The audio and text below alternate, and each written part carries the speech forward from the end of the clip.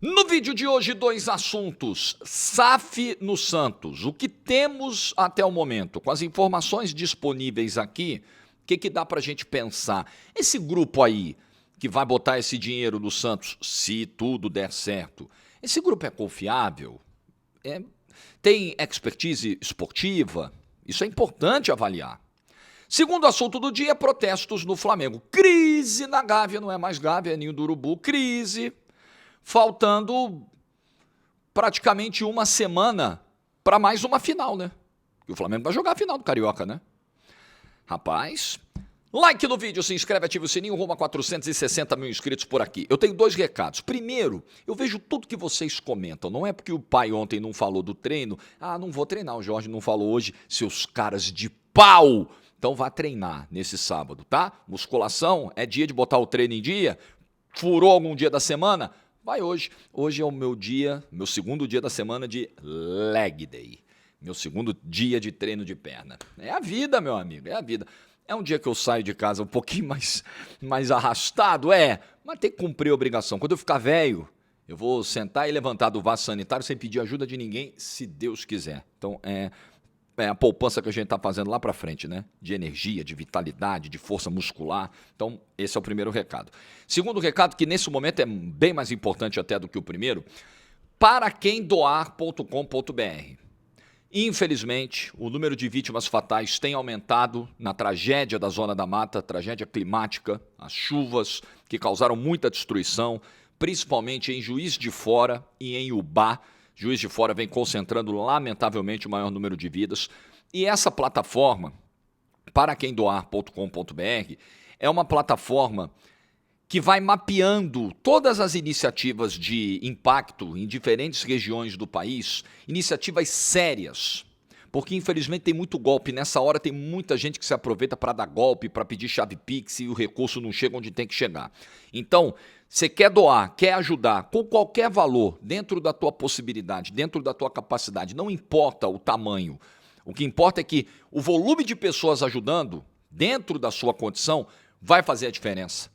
Então eu te recomendo essa plataforma, paraquemdoar.com.br. É uma plataforma que une todo o alcance de mídia da Globo. A Globo divulga essa plataforma na sua programação, nos seus espaços, né? E une a solidariedade de milhões de pessoas que formam, né, a audiência da Globo e que verdadeiramente nesse momento se importam em ajudar e podem ajudar.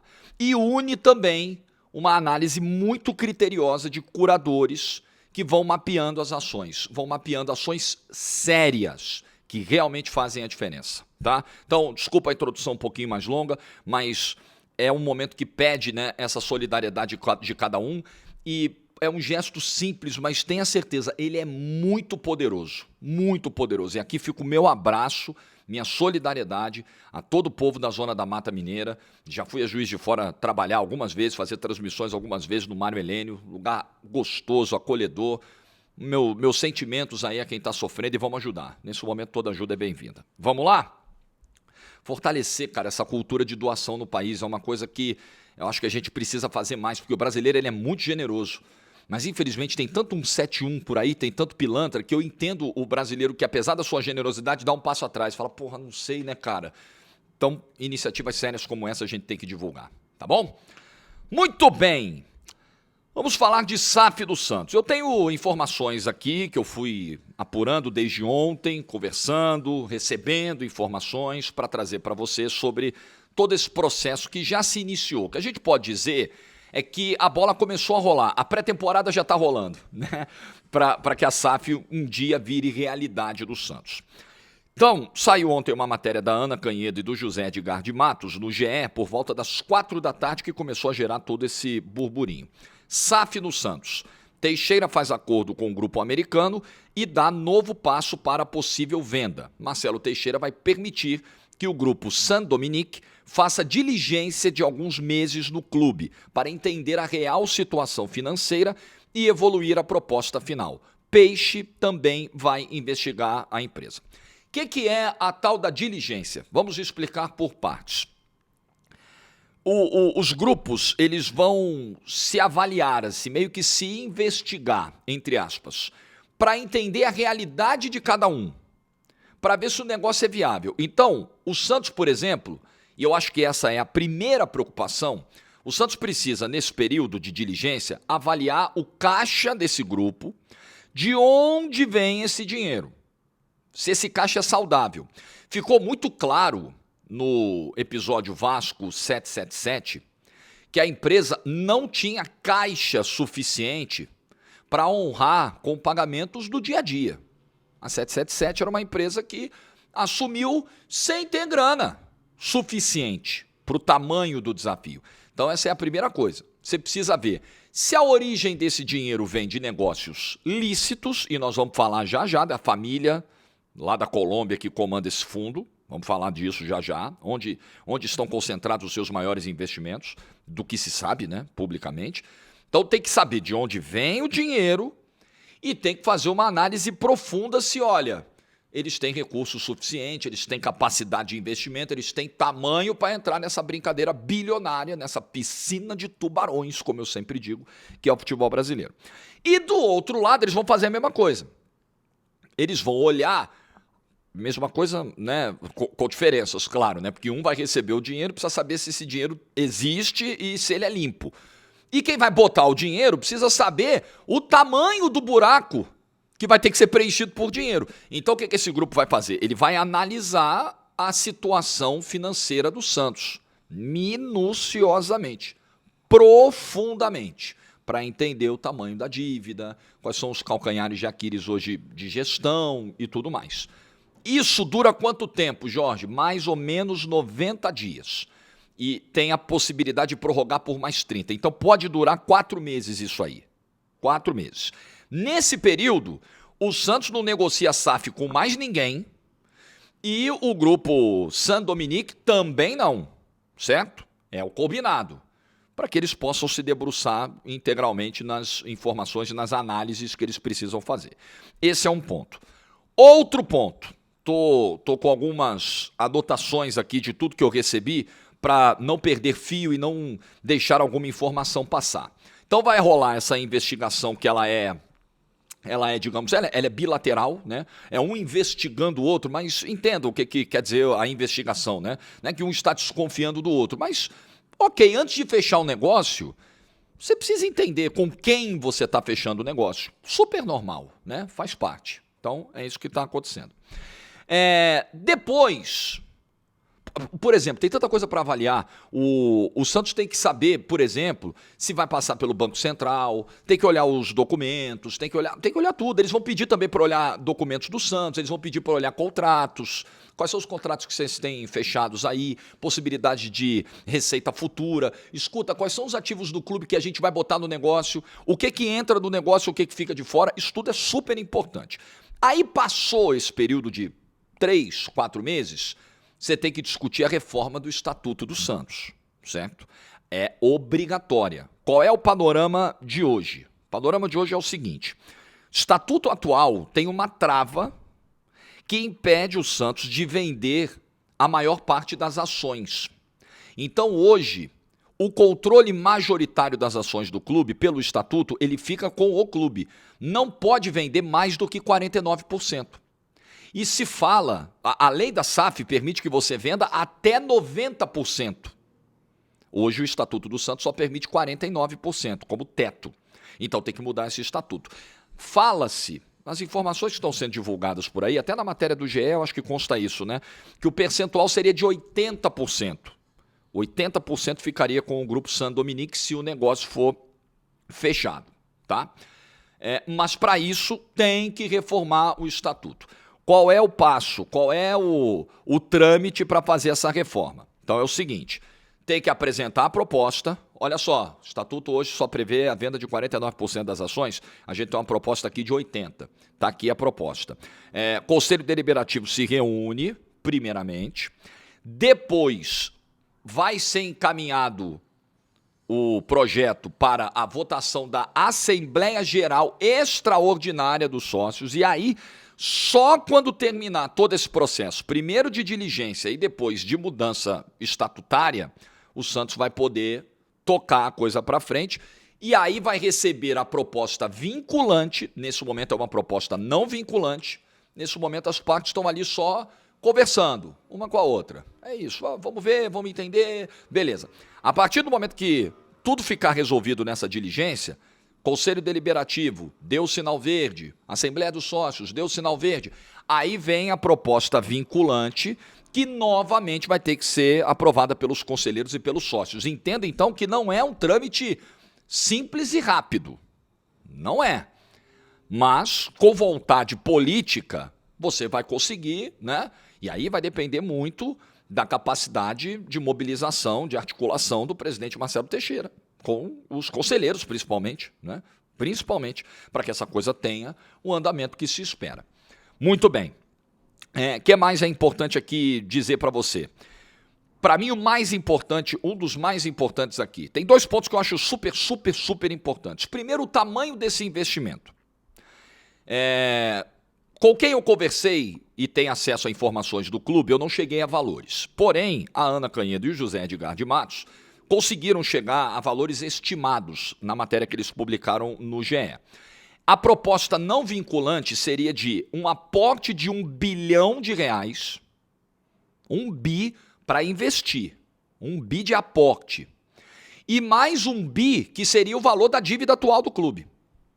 Isso acontecendo seria, não temos a confirmação se o valor vai ser esse, se os valores vão ser nessa casa ou não, mas seria um valor, o maior valor já oferecido a um clube do futebol brasileiro, tá?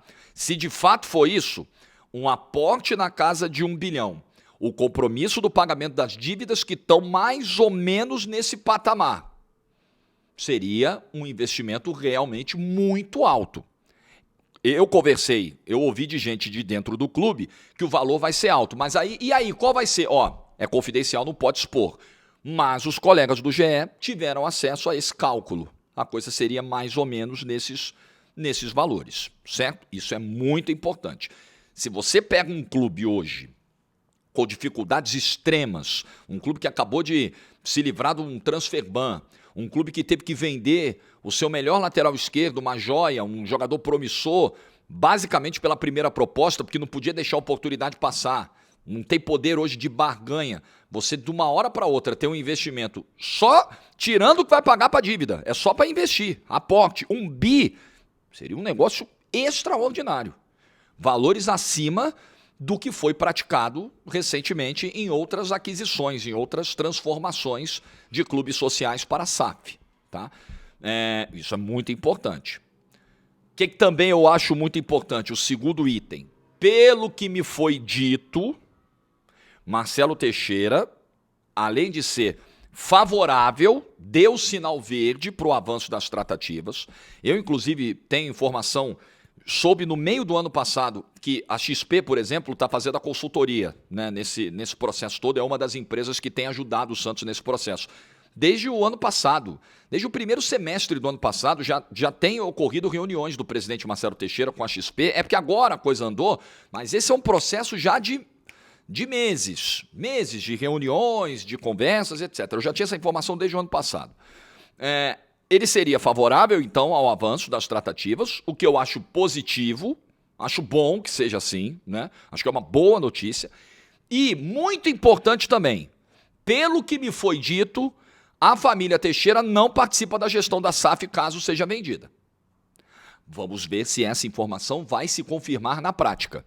Mas o que chegou para mim é o seguinte, família Teixeira é favorável à venda, o Marcelo está tocando, mas vendeu, entrega.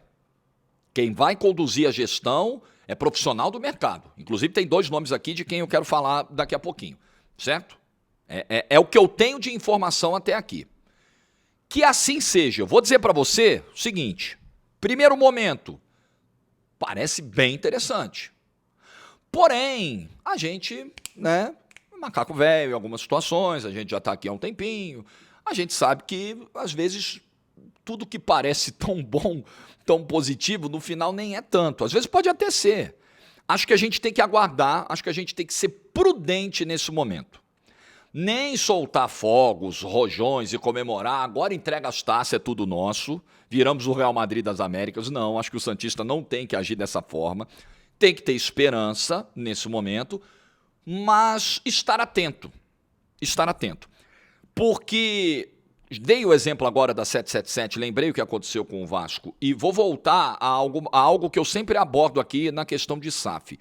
Eu sou a favor, eu acho que a SAF representa a salvação para muitas instituições que não vão ter condição de se resolver nem no curto nem no médio prazo, instituições cujos passivos chegaram a patamares tão altos que vai levar décadas para resolver e não vai dar tempo de sobreviver. Você não vai conseguir sobreviver 30, 40 anos tendo que arcar com um passivo de 1 bi e uma receita baixa. Você vai precisar de uma injeção de dinheiro e essa injeção veio através da lei da SAF.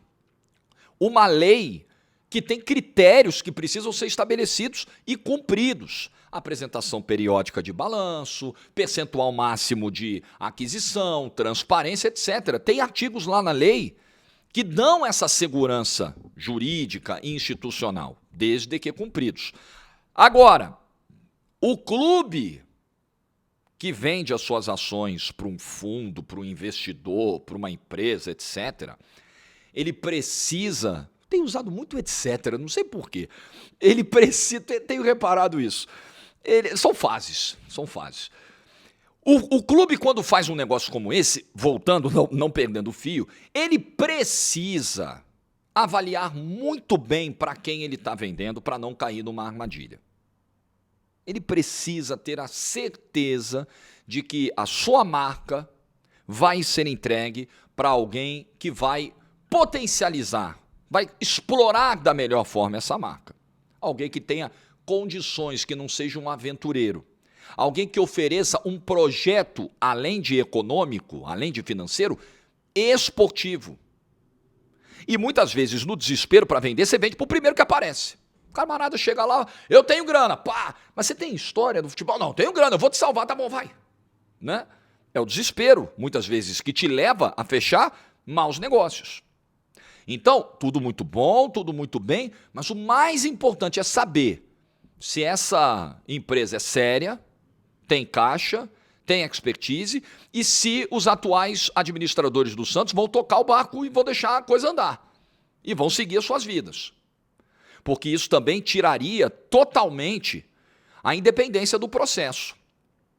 Se você tem um período de diligência para avaliar a capacidade da empresa, você vai ser criterioso, você vai fazer um peito fino. E se chegar um relatório na mesa do presidente falando, essa empresa não é confiável, você não vai fazer o negócio. Agora, se você, na cadeira de presidente, tem o desejo de seguir no comando, tem algum acordo com essa empresa para seguir na gestão, ou alguém da tua família, ou alguém indicado por você, acabou a tua independência no negócio. Na hora de fazer a diligência, aí muito provavelmente você vai pegar, mesmo se for um negócio assim, uma empresa obscura, porque você tem interesse em seguir naquela gestão. Então, isso é muito importante do torcedor do Santos fiscalizar.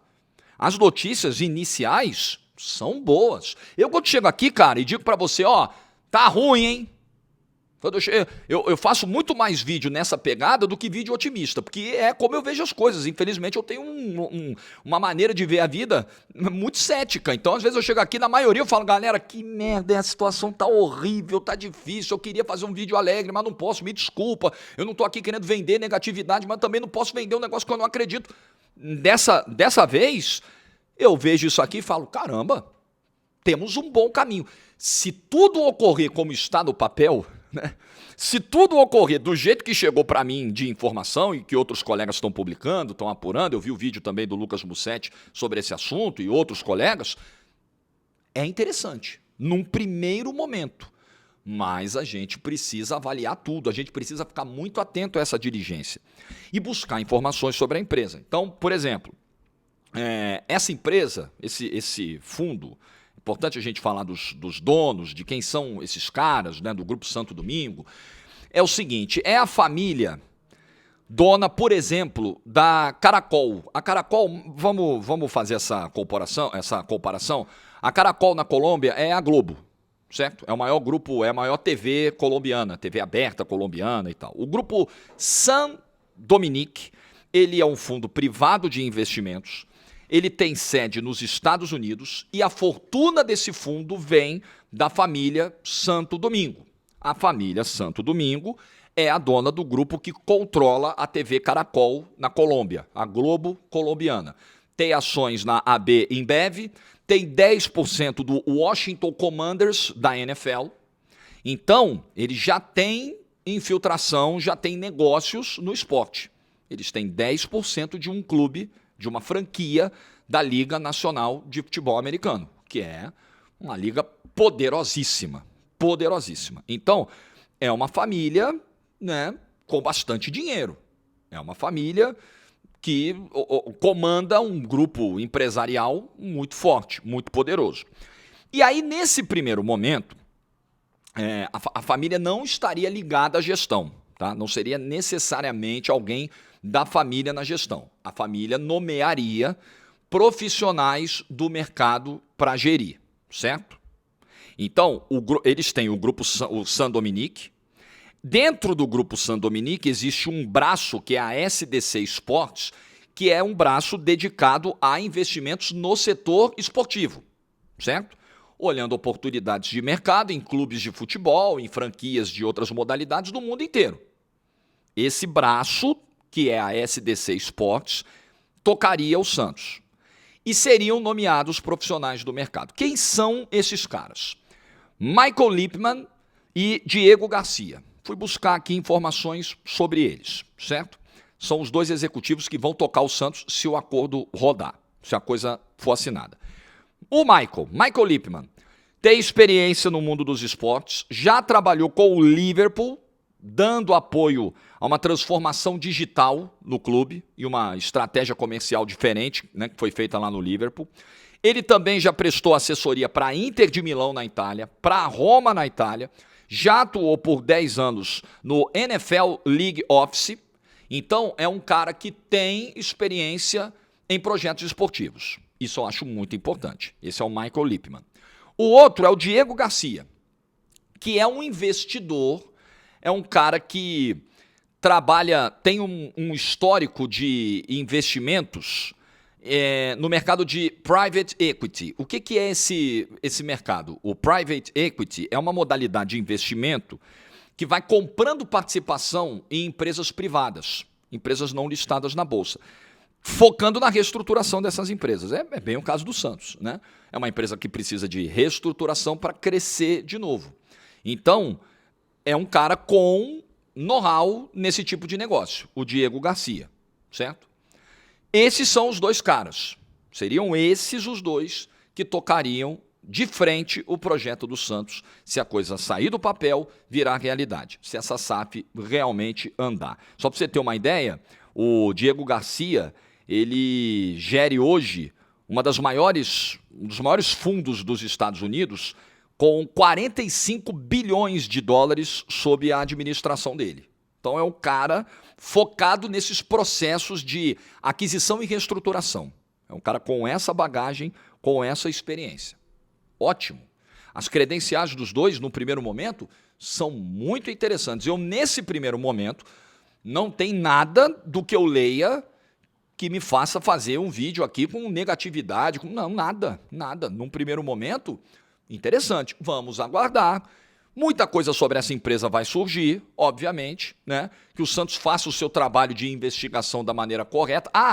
Eu perguntei, eu fiz questão de tentar descobrir se a família Neymar vai ter algum envolvimento nisso. Porque muita gente, quando viu o Neymar chegar no Santos, imaginou, é o primeiro passo para o Neymar virar um dono do clube, o Neymar e o pai do Neymar. O que me foi dito é que o Neymar pai não tem nesse momento, nem Neymar pai, nem Neymar Júnior, não tem nesse momento nenhuma participação nas negociações. A gente falou aqui da XP, com quem o presidente Marcelo Teixeira já vem se reunindo desde o ano passado, pelo menos, que está dando assessoria financeira para a transação. Tem um grupo que está prestando consultoria também e um escritório de advocacia, que é o Bichara e Morga Advogados, um escritório grande, um escritório renomado.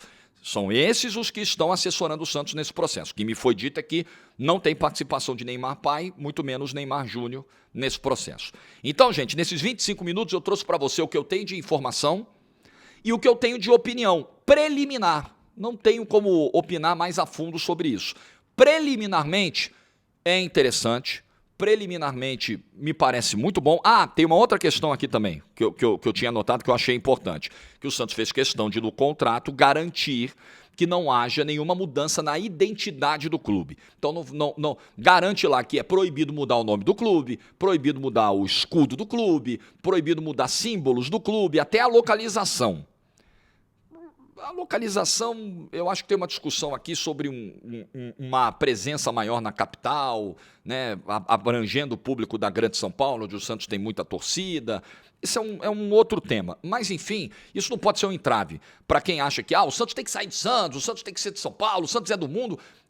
Tudo bem, respeito, mas esse não pode ser um entrave para um negócio SAF, né? Convenhamos, assim, tem coisas muito mais urgentes. O Santos precisa tirar o pé da lama. O Santos precisa trocar a pilha do relógio que está parado. Aquele relógio que está lá há 6 meses, 1 ano. Tem gente que diz que são 30 anos. O relógio está velho lá. Acabou a pilha, está marcando lá 10 e 15. Ninguém troca a pilha, né? Então tem que ir lá alguém botar um relógio digital bonito, moderno, de 2026. É disso que o Santos precisa para ontem.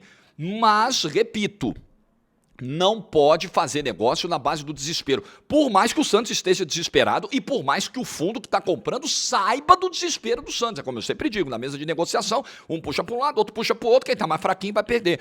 E é óbvio que o Santos é o mais fraquinho dessa história. É a marca, é a grande marca. Mas economicamente é o clube que está precisando da injeção de dinheiro. Mas tem que saber se esse dinheiro vem mesmo, da onde ele vem, e o que vai ser feito depois que ele vir? Qual é a garantia de projeto esportivo, de competência dos futuros gestores quando assumirem esse projeto? Isso tudo precisa ser esclarecido nos próximos 90 ou até 120 dias. É isso que a gente espera. Para fechar o vídeo, vamos falar dos protestos do Flamengo. O Flamengo teve protestos hoje pela manhã. O Flamengo foi derrotado na quinta-feira pelo Lanús. Gente, vocês já realizaram? O Flamengo perdeu os 2 jogos para o Lanús. Vocês já, né? Tudo bem, com a soma da prorrogação. Mas o Flamengo perdeu para o Lanús os 2 jogos. Os 2 jogos. O Flamengo perdeu para o Lanús. Um no tempo normal e outro na soma de tempo normal e prorrogação. Para o Lanús, gente, com todo respeito, um clube modesto, de um investimento pequeno, assim, é um negócio que é difícil de entender, mas é futebol, né, galera? Futebol é isso aí. Então, hoje pela manhã, uma manhã chuvosa no Rio de Janeiro, um grupo de torcedores foi até o Ninho do Urubu. Era dia da reapresentação do Flamengo, treinando para fazer a semifinal, o jogo da volta contra o Madureira na segunda-feira pelo Campeonato Carioca, venceu o primeiro 3-0, beleza, vai passar, vai para a final do Campeonato Carioca. E eram mais ou menos 50 torcedores hoje nesse protesto. Um dos alvos do protesto foi o técnico Felipe Luiz. Outro alvo foi o Boto, que é o diretor executivo de futebol, o José Boto. A diretoria foi chamada de amadora, incompetente, nas faixas lá que foram colocadas. E tinha a famosa faixa que pressionava os jogadores com a história do salário em dia, porrada em falta, né? Como se porrada fosse resolver alguma coisa, né? Gente, assim... eu tenho uma preguiça desses termos, eu tenho uma preguiça desses negócios de porrada em falta. Assim, desculpa, galera, se você é do time que pensa dessa forma, eu não sou. Salário em dia, porrada em falta. Tem que dar apavoro dos caras para resolver, para tirar... Gente, não é isso que vai fazer time jogar a bola. Não é isso que vai... Eu digo o que digo agora, o que disse no início do ano, em janeiro, quando teve o protesto lá na frente do CT do Atlético Mineiro, na Cidade do Galo. É o que eu sempre digo, sim. Eu acho que o lugar do torcedor protestar é na arquibancada. Não no local de trabalho, no dia a dia do cara, na porta do clube, na porta do CT. Eu sou contra. Principalmente com esse teor de ameaça. Salário em dia, porrada em falta. Então, quer dizer o seguinte, pega todo mundo de porrada, o Flamengo vai ser campeão do mundo esse ano. Vai repetir e vai melhorar 2025. 2025 não precisou de nada disso. Sabe por que não precisou? Porque em 2025 o trabalho andou, porque em 2025 as coisas deram certo, porque em 2025 a situação física também era diferente, porque em 2025 a confiança dos jogadores estava mais alta, porque em 2025 eventualmente a motivação dos caras era diferente, porque existe uma questão humana. O Manchester City passou por isso. O Guardiola, depois que ele ganhou a tríplice coroa, ele chegou numa coletiva e falou: estou preocupado com a temporada seguinte, que tem que mobilizar os caras para ganhar tudo de novo, porque é uma condição humana, natural, não vai ser na base da porrada que você vai mudar isso. Agora, eu sou a favor da cobrança. Eu sou a favor. O desempenho do Flamengo está abaixo. O time principal ter jogado 11 partidas no ano e ter perdido 5 é um negócio surreal. No geral, somando também os 3 primeiros jogos com a molecada, de 14 jogos, o Flamengo perdeu 7. O Flamengo perdeu 50% dos jogos no ano. Para o clube que tem a maior receita do Brasil, o melhor elenco do futebol brasileiro, o maior investimento do futebol brasileiro, é claro que tem que ter cobrança, gente, é óbvio. Mas é a cobrança da arquibancada. É a cobrança do time sem vergonha, que eu fiz um vídeo até pro Instagram do GE e da GE TV falando sobre isso. Falei, galera, eu sei que o grito soa exagerado, que a torcida na arquibancada sabe que o time não é sem vergonha, mas ela tá ali marcando um território de cobrança, ela tá dizendo, pô, não tá legal. O time não é sem vergonha, mas os resultados são de um time sem vergonha. Entenda, né, a diferença. Para mim tá muito claro. A gente também não precisa levar tudo na literalidade do que é dito. É preciso entender o cenário, o contexto, e eu entendi aquela fala, aquele grito do torcedor na saída pro intervalo do jogo contra o Madureira, jogo que eu estava narrando domingo passado. Entendi e acho que o contexto era esse. As vaias quinta-feira, as reclamações, a galera na rede social detonando, tá tudo certo. Só não gosto desse papo de ir pra porta de CT e ameaçar dar porrada em jogador, porque isso não resolve, galera. Pelo contrário, tá? Isso piora, isso cria um ambiente de intimidação, isso faz muito jogador até repensar a continuidade em clube e ir embora. Eu sou contra total. Vocês nunca vão me ver, desculpa. Você pode ficar puto comigo, pode me achar babaca, coxinha, fresco, pode achar o que você quiser. Desculpa, eu tenho responsabilidade com o meu trabalho, eu tenho responsabilidade profissional, isso aqui é o canhão, eu não posso chegar aqui e defender isso aí, é isso mesmo, tem que ir pra cima de jogador, os caras ganham muito, não, os caras ganham muito, tem que ser cobrados na proporcionalidade daquilo que ganham, perfeito, mas não na base da intimidação, ameaça de agressão, claro que não, galera, claro que não, isso aqui não faz sentido, então eu não vou defender. Agora, que o ambiente é de pressão, sim, claro que é. Que o ambiente é de hostilidade, é claro que o trabalho do Felipe Luiz nesse ano não é bom, que a maneira como o Felipe Luiz vem lidando com o seu primeiro momento de crise no Flamengo não é boa, não é a ideal, não tenho gostado. Não dá para o Felipe Luiz dizer que fizemos um grande jogo. Desculpa, assim, o treinador precisa ter... Primeiro, não fez um grande jogo. Teve um bom primeiro tempo, teve bons momentos, mas não fez um grande jogo. Apresentou algumas dificuldades, insistiu na bola longa, insistiu nos cruzamentos, teve muita dificuldade de construção por dentro, repetiu problemas anteriores, falhas individuais. Falhas, no plural. Então não dá para o treinador chegar e dizer grande jogo. Primeiro, porque não foi. Segundo, porque o sentimento do torcedor nesse momento... Não dá para ouvir um negócio desse do treinador. É preciso ter a sensibilidade. E aí, quando você tem um treinador jovem na função, às vezes você vai pagar esse preço da inexperiência. Não dá para você chegar numa hora como essa, que o torcedor está revoltado e com toda a razão e dizer, fizemos um grande jogo. Porra, não fez. Não fez um grande jogo. O Flamengo não fez um grande jogo no ano. No ano. Vasco. Só. Tem o contexto de expulsão, tem a situação terrível que o Vasco vive. O Vasco é um time muito frágil. De resto... Nem nas vitórias, o Flamengo não fez um grande jogo no ano. Muito menos o de quinta-feira. Então, eu discordo frontalmente na análise do Felipe Luiz do que foi o jogo quinta-feira. Discordo muito das decisões que tem tomado. Esse ataque móvel com Plata, com Carrascal, sem o Pedro e insistindo em bola centrada na área não faz o menor sentido. Menor sentido. Tem jogador aí que hoje não tem condição de ser titular, não tem condição de pisar no campo e continua pisando. E aí o treinador precisa ter a coragem para barrar, para tomar decisões difíceis que vão gerar consequências dentro do grupo, mas o comando é dele. Então acho que o Felipe Luiz, nesse momento, é um dos grandes responsáveis pelo que está acontecendo e tem que ser cobrado, sem dúvida. E outra, quando ele renova o salário e chega a um patamar, renova o contrato e chega a um patamar salarial de alto nível, a cobrança também vai ser no alto nível, né? Vai ser de alta intensidade, de elevado tamanho. Então, torcedor do Flamengo, nesse momento, ele tem todo o direito de cobrar. Eu só não gosto desse tom de porta de CT e de porrada. Isso eu não gosto. Isso é para torcida do Flamengo, do Atlético, do Cruzeiro, do Internacional, do Coritiba, para qualquer uma. Para qualquer uma. Eu jamais vou chegar aqui e bater palma para esse tipo de protesto. Agora, a reclamação... ela é justa, ela é correta. Eu passei os primeiros meses, as primeiras semanas do ano Concordando com o argumento do Felipe Luiz, porra, esse time jogou até 17 de dezembro, é claro que a questão física tá pesando, esse time vai embalar, agora não dá mais. Amanhã já é março, o Flamengo já vai jogar na segunda-feira, no dia 2 de março, uma semifinal de Campeonato Carioca. Acabou, meu amigo, acabou. Já começou a temporada para todo mundo. Se você jogou uma final de Libertadores em novembro, uma final de Mundial em dezembro, e você precisa de 3, 4 meses para se recuperar fisicamente, esquece que você não vai ter. Esquece que não é assim. No futebol brasileiro, infelizmente, não é assim. Então, o Flamengo precisa entender a situação do futebol brasileiro e precisa dar uma resposta rápida. Então, o clima está pesado? Está pesado. Quem está de fora, eu vejo muitas vezes dizer o seguinte, essa galera não sabe o que é crise. Né? Torcedor de clubes em fases terríveis, né?